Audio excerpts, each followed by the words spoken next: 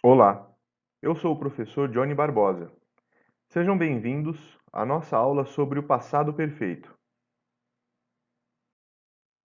O passado perfeito, ou past perfect, descreve uma ação que ocorreu no passado antes de outra ação que também aconteceu no passado. Nós formamos o passado perfeito usando had, seguido do verbo principal no particípio. O verbo no particípio é normalmente formado pelo sufixo ado ou ido em português. Por exemplo, para dizer ele tinha terminado sua tarefa quando o telefone tocou, em inglês fica he had finished his homework when the phone rang. O had foi usado antes do verbo finished no particípio. Para entendermos melhor uma ação que acontece antes da outra no passado, nós faremos uma revisão do uso dos verbos regulares e irregulares no passado e também no particípio. É importante ressaltar que quando nós usamos verbos regulares no passado e no particípio, nós acrescentamos de, ed ou ied ao final do verbo. Geralmente, nós acrescentamos de ao final dos verbos, como, por exemplo, o verbo to dance. Quando o to dance é conjugado no passado e no particípio, ele passará a danced. No segundo caso, para conjugarmos o verbo to work no passado e no particípio, nós acrescentamos ed ao final do verbo. Assim, nós teremos worked no passado e worked no particípio. E no terceiro caso, nós acrescentamos ied no final do verbo to study. E assim nós teremos studied no passado e studied no particípio. Vejamos as regras para acréscimo de d, ed ou ied no final do verbo regular. De maneira geral, nós acrescentamos ed ao final do verbo. Assim, o verbo to work no passado e no particípio será worked. O passado e o particípio do verbo to play é played. Mas quando o verbo termina em consoante, vogal, consoante, nós dobramos a última consoante e acrescentamos o ed. Por exemplo, o verbo to plan. O plan no passado fica planned. Eu dobro o N, porque ele termina em consoante, vogal e consoante. Já o stop, no passado, passa para stopped. Eu dobro o P, porque ele termina em consoante, vogal e consoante. O D é acrescentado ao final de verbos terminados em E. Por exemplo, o verbo dance no passado e no particípio danced.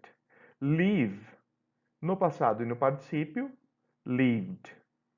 E nós acrescentamos ied ao final de verbos terminados em consoante mais y. Por exemplo, study. Eu tiro y, acrescento ied. Então, no passado fica studied. E try. Eu tiro y e acrescento ied. Então, no passado fica conjugado tried. Os verbos irregulares podem ser uniformes, biformes ou triformes. Ou seja, quando o verbo apresenta uma única forma, seja no infinitivo, no passado e no particípio, ele é uniforme. Quando ele apresenta duas formas, ele é biforme. E quando ele apresenta três formas diferentes, ele é triforme. Por exemplo, o verbo to cut. O verbo to cut tem uma única forma no infinitivo, no passado e no particípio. Portanto, ele é uniforme. O verbo to bleed, sangrar, é biforme, pois ele tem duas formas, bleed e bled. Já o verbo to eat, comer, ele é triforme, porque ele possui três formas: to eat, no infinitivo, ate, no passado, e eaten, no particípio. No primeiro exemplo, com o verbo regular, nós usamos o had antes do verbo played, no particípio. Assim, nós temos you had played soccer. Na negativa, nós temos you had not ou hadn't played soccer. E na interrogativa, had you played soccer? No segundo exemplo, na frase afirmativa com o verbo irregular, nós temos she had met the actor. Nós usamos o had antes do verbo met no particípio. Já na frase negativa, nós usamos o not depois do had. Assim nós temos she had not met the actor. E na interrogativa, o had é usado antes do sujeito e o verbo também é usado no particípio. Had she met the actor? Para terminarmos a aula de hoje, vale lembrar que usamos o passado perfeito para expressar uma ação que acontece antes de outra no passado. E que o when e by the time podem ser usados nessas frases com o sentido de quando. Por exemplo, when she arrived home, I had already cleaned the house. Ou seja, quando ela chegou em casa, eu já tinha limpado a casa. E no segundo exemplo, by the time she arrived home, the maid had left.